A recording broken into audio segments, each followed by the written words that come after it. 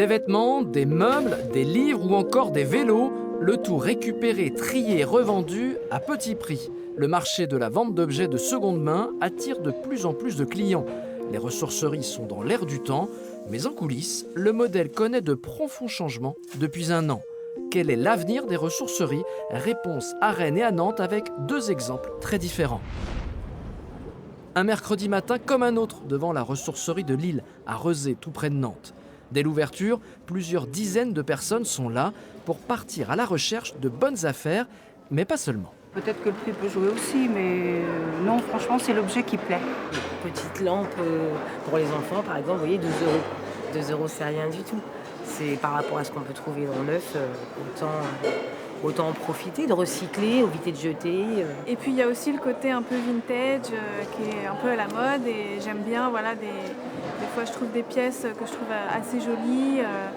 Depuis le début, c'est une association qui assure le fonctionnement de cette ressourcerie.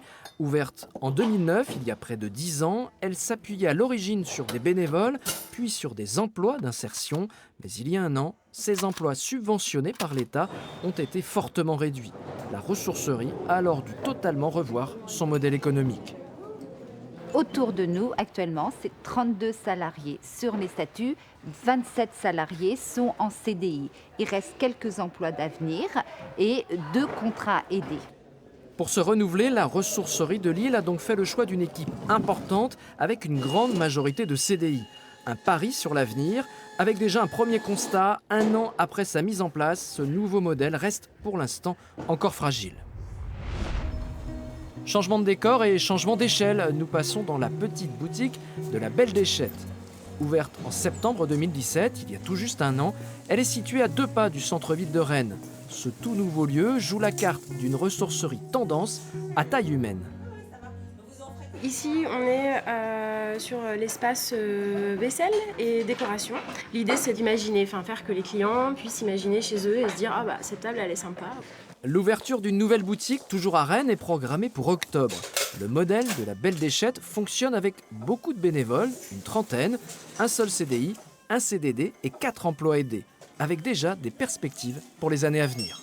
Au niveau des emplois, alors on a prévisionné effectivement la création de 10 emplois en 3 ans. Donc c'est pas rien. Le nombre de ressourceries progresse, on en compte 150 en France, dont une douzaine dans l'Ouest, et le nombre d'objets déposés augmente également. Alors, Changement de décoration, on donne à quelqu'un d'autre. Voilà. nous, ça nous sert à rien et si ça peut faire plaisir à quelqu'un, c'est très bien.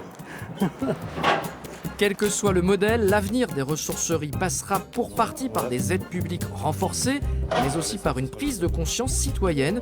Aujourd'hui, sur l'ensemble des déchets produits, on estime à 1% seulement la quantité récupérée par les réseaux de réemploi et de recyclage.